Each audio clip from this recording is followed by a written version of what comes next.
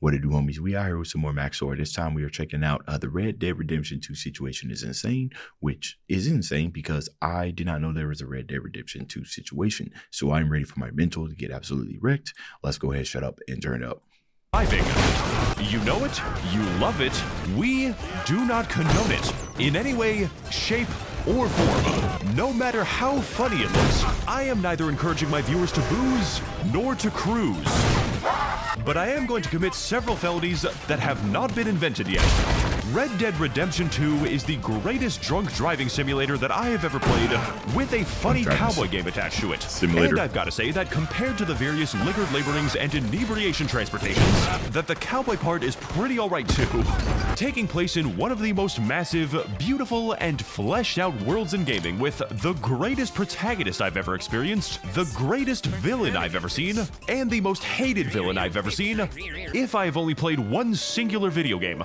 And considering the absolute size of this bitch... Is that a, we agreeing with that, right? I haven't beat the game, but I have played it. And it's crazy that he had to start the video off with that disclaimer. I don't know if he meant in the video, in the game, because I, feel like, as creators, they have a responsibility and stuff to kind of do that. And the bigger you are, right, the greater the impact you have. But the fact that he had to include that disclaimer is interesting. That is a possibility. Of course, that is Red Dead Redemption 2 before the miraculous experience that is modding the game until John is building his house during a violent insurrection. So if you are new to this channel, please allow me to describe to you the premise of this video. I do not explain games. I do not make them easier to understand. I add to the mystery of not playing the game by continuously spreading misinformation about it. Well, I don't know about misinformation, but, my reaction to your Ultra Kill video, yes. Yeah, you added to it, for sure. Understatement, honestly. And I am going to back up everything I am saying with the most legitimately unhinged video evidence that is so absolutely choreographed, so meticulously constructed, that I have planned out every single angle for every single shot in this video. And sometimes, I will make the screen do this. So join me as we recount the themes, story, and gameplay of this fantastic software, as experienced through the dying brain of a schizophrenic man, where we will learn nothing, accomplish nothing, and flat out black out by going full throttle at empty bottle. Starting with Chapter 1. The snow, this might be truth, right? Because I didn't like Chapter 1. I had seen gameplay of people, not in snow, just having a blast. And it was very difficult for me to make it through Chapter 1, right? To finally start seeing some grass and some, being able to, it was difficult. And it took me a while to get past this. Once I did, bliss. The story's good though, of course. Everyone hates Chapter 1, so we're gonna skip that shit.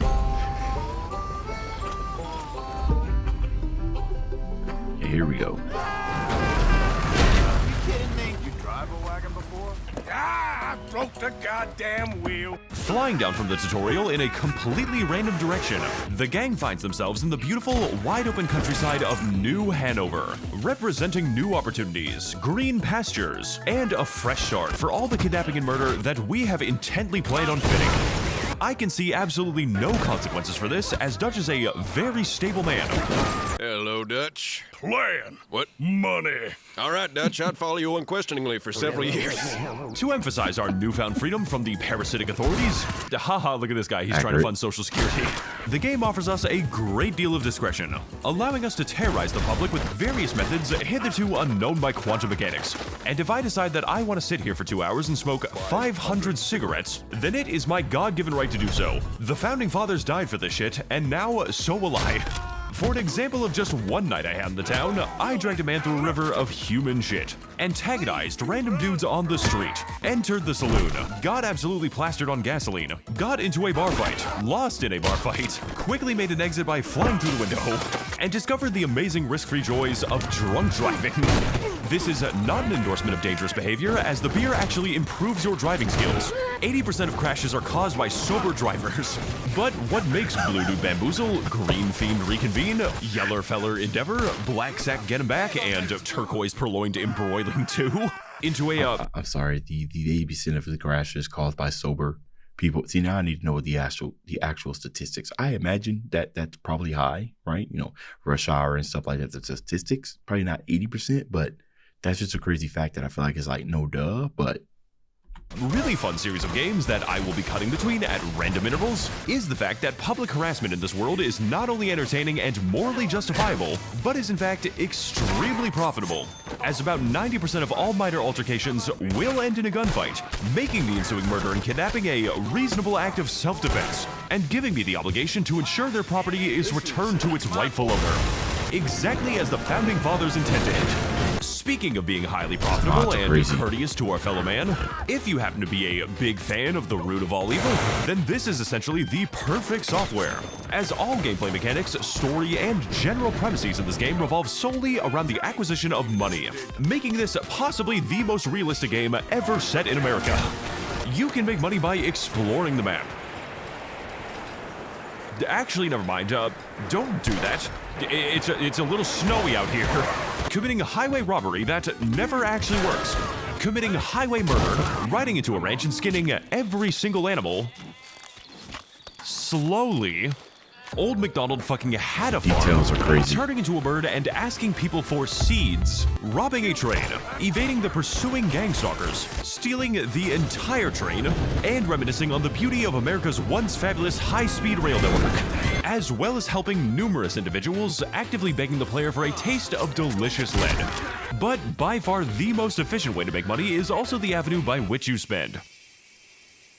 We are fucked. And no, I am not referring to gambling again, though that is a very efficient and safe prospect, as I reserve the right and privilege to summon 90 Cheetos whenever I lose a hand, but rather through engagement with the various schemes and heists made available by our fellow criminals, which of course will have no long-term consequences, as Dutch is very eager to inform us. Because yes, though I do in fact work for an extremely high premium, our main task is not only the advancement of our wealth, but that of our entire camp of quirky characters, who after routinely performing Balkan-level massacres for, and donating millions of dollars to the max level camp, will have I got a question for y'all, man. When y'all watching Max0r videos, do your brain ever just shut off like for like a split second?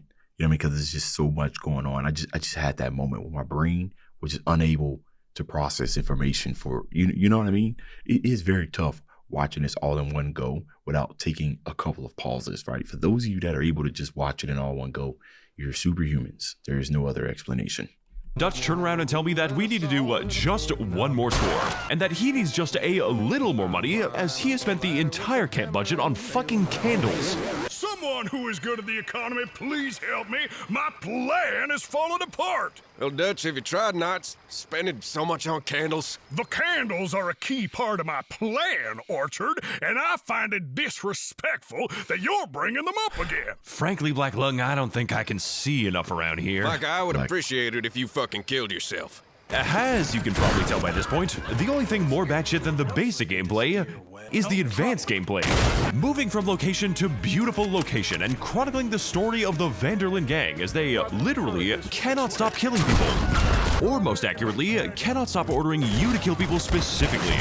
Like, there's this mission in game where I'm escorting women to the store and it made me reconsider my opinion on the franchise. It is truly incredible how much faster draft horses were in 1899. Dude, this car kicks ass, and I can watch Madagascar while I'm driving. For another example of a productive money-making activity, my favorite mission is definitely the one where you go to the saloon and get so shit-faced that you begin to be haunted by the numerous ghosts of your dead friend Lenny, whose accident was unavoidable, yet the regret still haunts our protagonist to this day. I could go on, but if I were to talk about all the missions, we would be here for an extended runtime, longer than the entirety of Breaking Bad, with 20 hours to spare. So forgive me if my insane rambling happens to pass over some details, like the amazing side quest where you play as the secret gang member, Bones Vanderland, who honestly was a pretty positive influence on the gang overall, and had a lot to say about anti-skeleton racism.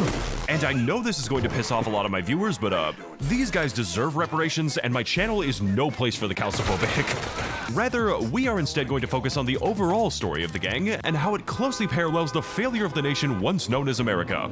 Should interest rates become more lopsided, they will buy Italy next. The broad fields of New Hanover, therefore, represent to the gang and to the player a pure, wholehearted expression of radical freedom, made possible only by the wide open countryside, slavery, and the elimination of all those who stand in our way. just like in the real America, which historically killed up to 8 million people to grow corn, and we would do it again. Do not be alarmed though. I have absolutely no issues with the American government, because my true enemy is the American people, and there is still so much pain yet to inflict. Now I don't know where the hell we are, but you are going to be hanged, Arthur, you hear me? Sure thing, Dutch. Sure thing.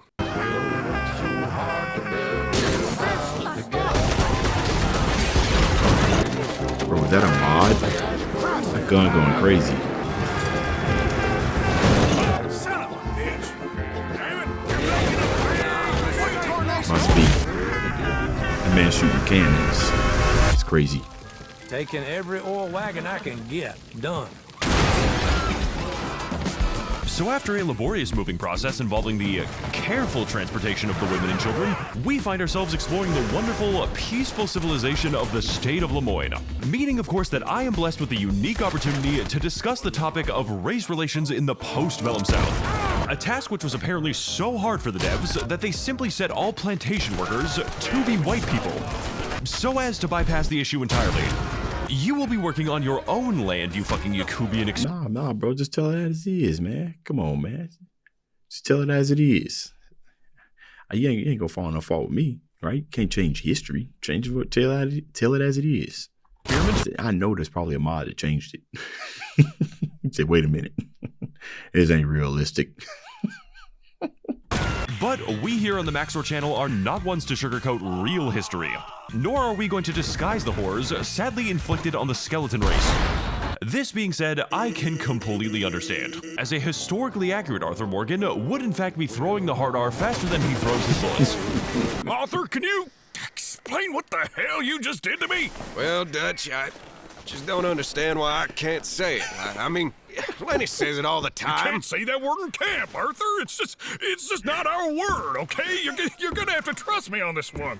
Of course, I'm allowed to say it because I am the special boy who can say the special racism, but like... You can say it? More importantly, Lenny's a skeleton now, so honestly, at this point, you're being bigoted in two ways. The Vanderlyn gang might be murderous, genocidal, kleptomaniacal, and against every form of law and basic reasoning.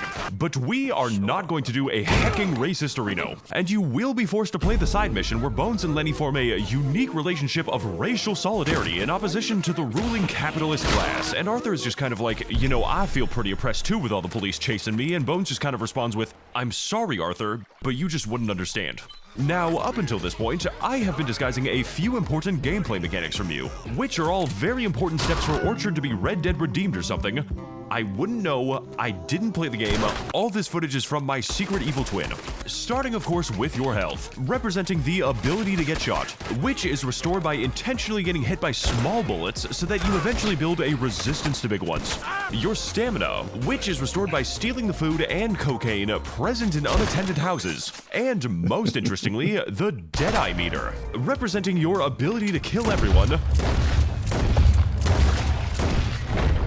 very quickly, and a skill which I have hitherto not shown in the video because it is really bad looking on camera.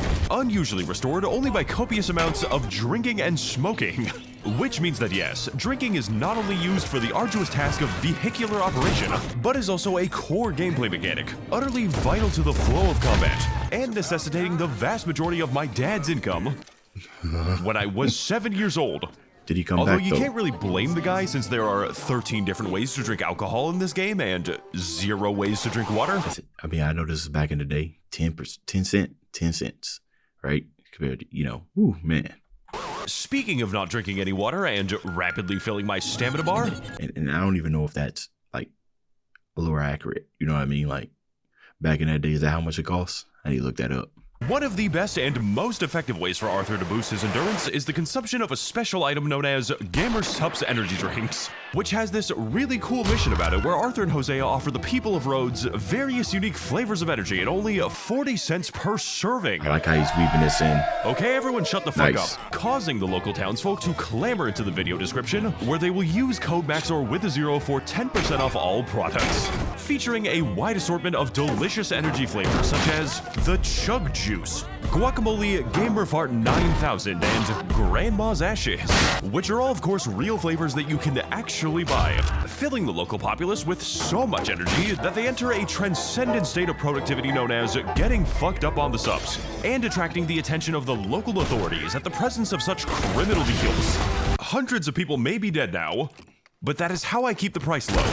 Speaking of offering criminal deals and maintaining a defense against inflation, I probably should have mentioned by this point that Red Dead Redemption takes place in a fictional universe where those who rightfully commit mass murder and arson are attacked by a special gang called the Police, who actually try to stop you from doing crimes. And the main plot of this game is centered around this very conflict. You might call it battery and assault. Dutch calls it keeping the rent low in our neighborhood. Law's been on us for a good time now, Black Lung. Maybe now's not the time for you to be hanging around. Yeah, maybe Sean shouldn't be using that stupid Reddit page so much. Oh, come on now, Arthur. Reddit is my favorite website. Well, can't say he didn't deserve it. This is, of course, in great contrast to how it is in real America, where the police exist mainly to evict single mothers. But in the hyperbolic and unrealistic world of Tan-Can Revenge 2, the police primarily try to stop you from killing people, cause you to kill more people in self-defense, shrug their shoulders 3 hours after a crime is committed, and then send about 20 bounty hunters to annoy me instead. Founded upon a system of bystanders and crime reports, meaning that if a person happens to observe your misdeeds, you are subtly encouraged to terminate the remaining witnesses. Sorry that I talk about everything in a really roundabout way, but you kill them. You drag them off cliffs, you shoot them, you make Julius Caesar look like a fucking joke. That's all you're doing. But aside from just stabbing all your problems away, there are two different methods to ensure that the police at least temporarily leave us alone, which I am fairly interested in doing considering that I need to repeatedly go to the bullet store for no particular reason. The first, of course, being to simply lawfully surrender and to successfully resist the temptation to reach for your gun, at which point you will be serving a $320,000 bounty for 10,000 counts of murdering officers, 1,002 counts of murder, 437 counts of abduction, Rookie numbers. 3 counts of inducing vapors, 49 counts of horse inversion, 9 billion counts of assault, and at least 40,000 DUIs. 40,001 DUIs. And the second is to just pay off your debt to the state in cash, which usually totals to about 1/3 of the money you stole. Yes, I did calculate it. Yes, I did invest it on the cowboy stock market. And yes, I did lose it all on blackjack. Because this isn't actually about paying your debt to society. It's about your cut to the IRS. Which of course begs the question, if the gang is constantly being pursued by the police, and if that is a problem for us, why doesn't Dutch just go to the post office and pay his bounty? Is he stupid? You know, him saying something about the IRS kind of reminded me of this woman where this wife and this daughter was scamming like billionaires. Like the wife would marry the rich person and then the daughter would come in and cheat and then she'll be able to divorce and get half and everything. And, you know, the IRS and everything found her and said, you know, we don't care what you do. We just want our cut. And I was like, Stupid. The tranquil terrain and red roads of Georgia, therefore, represent the gang's ideal rebellion against a world far too civilized and far too willing to catch serial arsonists. Though, just like in the real America, everything is going to go downhill from here. And everything we do from this point forward is a raw statement of abject cruelty. It is all we have done. It is all we will do. The rapture happened in the year 2015, and 3 people were sent to heaven. Actually, never mind. Everything is going to go really great. Because Dutch just texted me in Blue Archive and told me that he has a plan. Hey man, you can't look. I'm looking at this on a Windows device, but you can't be doing that, bro. You just cause PTSD a little bit, right? I'm already getting overwhelmed by your edits, and then you throw that sound in a million times. I immediately just started looking around like, hey, what's going on, bro? Because Dutch just texted me in Blue Archive and told me that he has a plan. We are going to Tahiti or some shit. Dutch, I am Arthur, and I am fucking constipated with tuberculosis. And, I can kill people. I can legally kill people and shoot them. Let's fucking do it, Arthur. There she is. A real city. The future. Exactly.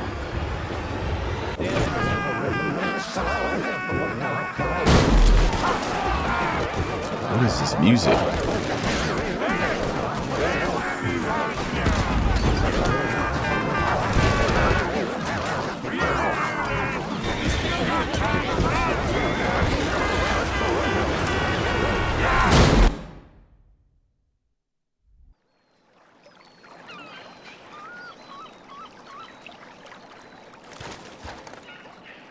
So after doing, whatever that was, I made that shit and I still don't know what I did. We awaken on the polluted shores of the city of Saint Denis. Hey, see, you know, you let your intrusive thoughts win. That's what happened right there. You know, you kind of just doing things using the creative flow, if you will. You just editing stuff. And I do know that it takes you painstakingly amount of hours, weeks, months to put out this type of content. I feel like eventually, as you start editing, you just like, you know what, just kind of throw it in. It makes sense. And then you go back and you're like, just leave it in there. I put that in there for a reason. Major municipality of boundless beauty and classy commerce. Commerce that makes literally no sense, as Saint Denis' only route to the ocean takes us over a gigantic-ass waterfall. Which, no doubt, would complicate the gang's escape to Tahiti in unforeseen ways. Why are there so many boats here? Who is putting them in the harbor? How can they get to the harbor? I have nobody to talk to about this. So to escape the consequences of our crimes and get to said tropical paradise, Dutch has a well-thought-out plan. Money Tahiti! Money Tahiti! Money Tahiti! I think Dutch hit his head a little too hard. Money Tahiti! Where we need to, that's right, commit even more crimes and get even more money. What could possibly go wrong? But first, we need to enter the big city by putting on an elegant disguise, utilizing the game's extensive and normal customization options to convert to Islam, and with God's help, play the rest of the game as the changed man Abdullah Morgan, which, although a powerful build option with a variety of unique abilities, unfortunately means that I'm required to abstain from drinking. So instead, we are just going to play the entire rest of the game looking like this.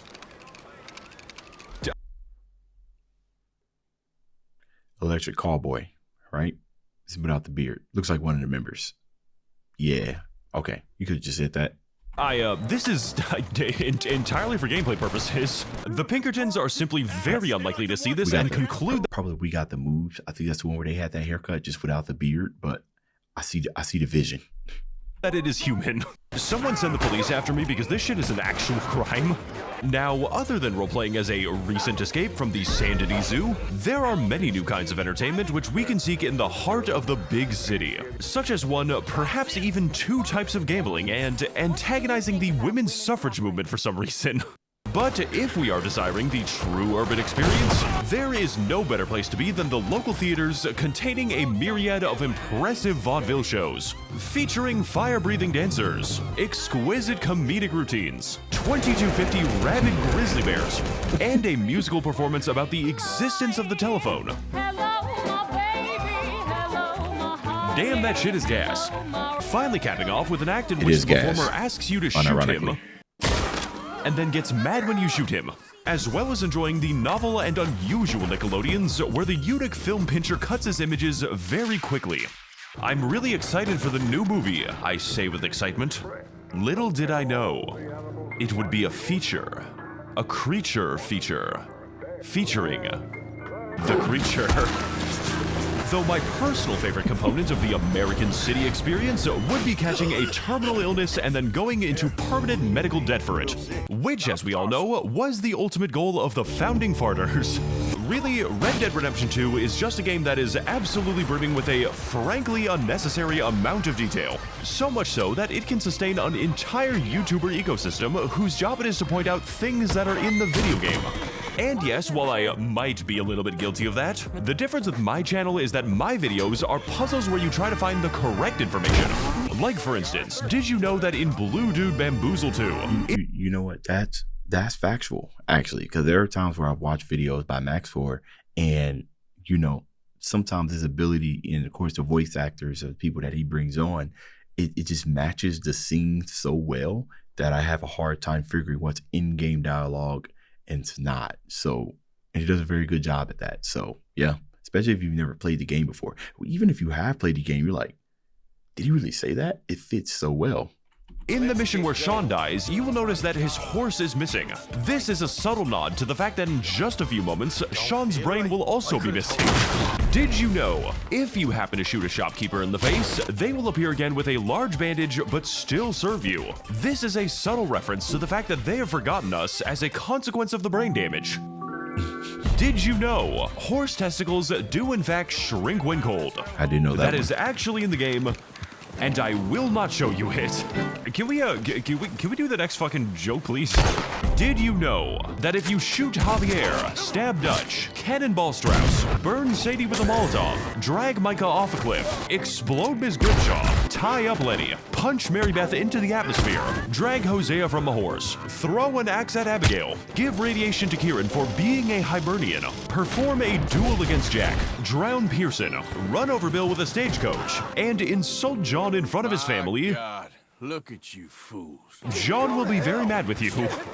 But my favorite detail in the entire game is that if the player donates $40,000 to the camp, and if this is before Dutch receives the traumatic brain injury that coincidentally makes him listen to Micah, the gang will finally have the money to journey down the waterfall and wash up unexpectedly upon the beautiful shores of Tahiti, where after a long and arduous day of holding the W key for 4 minutes straight, and 1 minute gay, allows you to access the game's optional happy ending, where the Vanderlyn gang comes together to perform their very first land acknowledgement, followed by a brief 4 more minutes of walking in chains as an apology for doing slavery and white settler colonialism. Adding the island quest to the game was certainly a choice, definitely a decision, indubitably a determination, and if I was Rockstar Games, I would probably try not to build a 2-foot prison for the player to show off my extinct iguana modeling and how bad everyone is at shooting things. Terrible. What the fuck did I miss? But ultimately, it is a necessary prison for us to discover the deep underlying truth. Tahiti was never truly a place. It was an elaborate hallucination, and where good cowboys go to a farm upstate. Therefore, just like the rest of America, Arthur Morgan is now doomed to achieve only the worst possible outcomes, and will thus persist in defying all of the civilized world merely by continuing to live. Frankly, it is time for us to accept the facts. We are not going to escape civilization. We are not going to Tahiti. And I am an agent of the Antichrist. My videos are mediums for dark spirits, and that is how I get the game to look like this. Leaving us with only one pressing question for us to finally address. What the fuck are we even doing right now? Probably ask yourself that question a lot playing this game.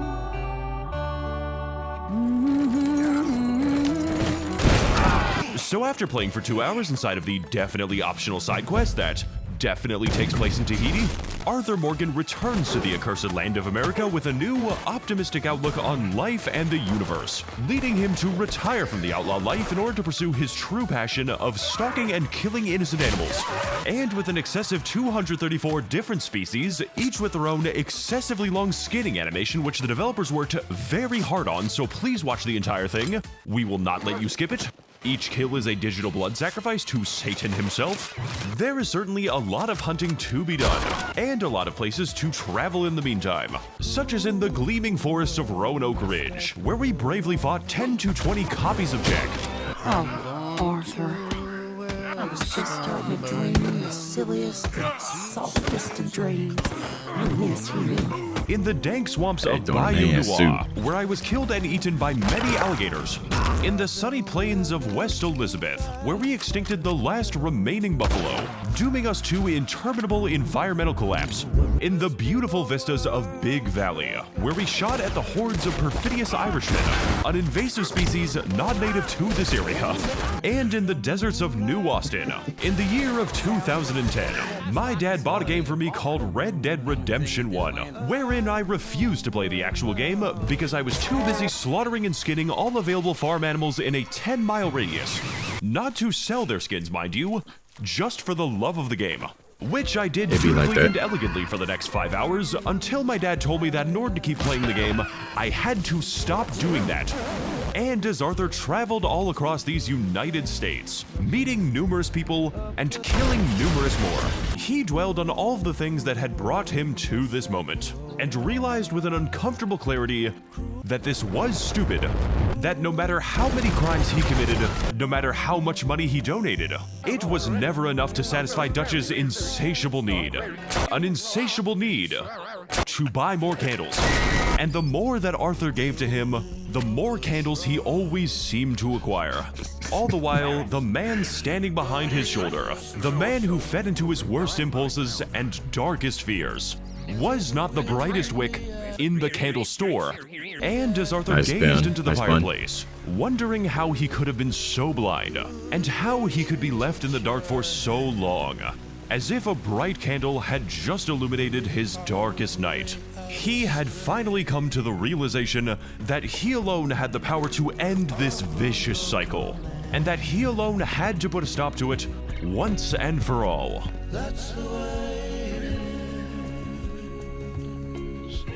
Oh, what a calm ending. I'm expecting just craziness to start happening. So as he rode that There's no way it long ends ride like this. back to Roanoke Ridge, as he remembered every struggle that had come before, and all the people who had helped him get there. And yes, I am counting skeletons as people. He knew that this was going to be his Red Dead Redemption 2. For the PlayStation 4.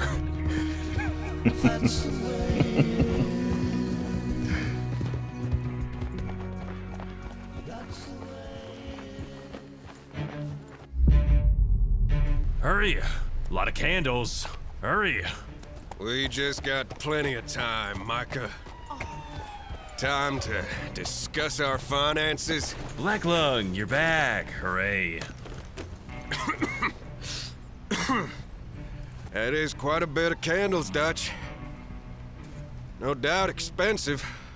Now, Dutch, I can hardly blame you on account of your traumatic brain injury, but as for Micah, well, Micah's just fucking stupid on his own. You know we need the candles, Black Lung. We don't. That's a goddamn lie. Dutch. Dutch, think of the value. What fucking value, Micah? They're an investment, Black Lung. It all makes sense now. No, it damn well doesn't. Dutch, think. Dutch, it's getting pretty dark out. You wanna buy some candles? Dutch! You left me. You left me to die! My boy, that was literally the point. You're fucking weird. What? Can you go away now? Fuck! Perhaps I'm not the only one with brain damage. That's right. Because I also hit my head too hard in a trolley accident. All that and so much more, Dutch. The effects on the music. Fucking candles! Be quiet, cowpoke. Be quiet. Cinema You live in the dialogue. dark. Excuse me, I've been trying to contact you regarding a free trial to the new... What? Now! Who among us? Among us? Is with me? Among Us. And who are you again? God, I'm sorry. Dutch, don't do this. You That's- can't sell them, they're just gonna melt. That's just symptoms of getting older. He's That's lying. all. He's lying, Dutch. You ain't babies.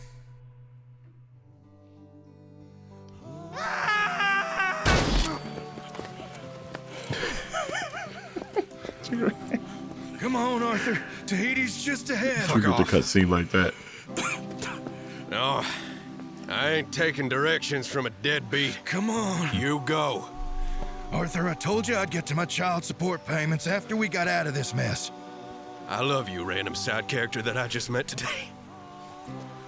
Now, I'll hold him off. Here. And promise me that you will go drunk driving at least once. I guarantee you it is quite the experience. Lose a couple of brain cells, Now but go, Arthur! so that one fateful day, Arthur! you can achieve your Red Dead Redemption 2. roll You're my credits, brother. right? I don't know who the hell you are. They should make a sequel game about you or something. Fuck it, I don't know.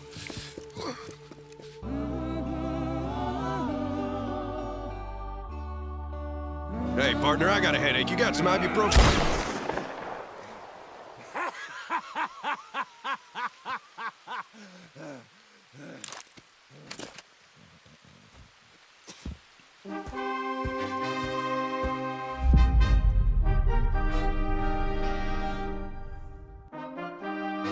This one's for you, Arthur! I'm going into Hades!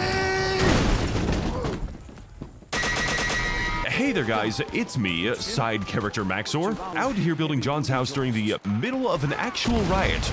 Listen, this has been a very long video with a diverse amount of visual effects, and I just want you to know that these take a very long time. He said very long video, but I mean, it's 32 minutes, right? But we've seen Max0r's longer videos, so maybe longer to edit because of the amount of density and everything To make. This and the last video took a lot out of me because my workday is about 10 hours long in order to finish 30 seconds of video, mainly because every single shot in this video has around 3 failed prototypes, and that shot of John flying into his house had to be repeated maybe 12 different times. So be patient with the next project, please.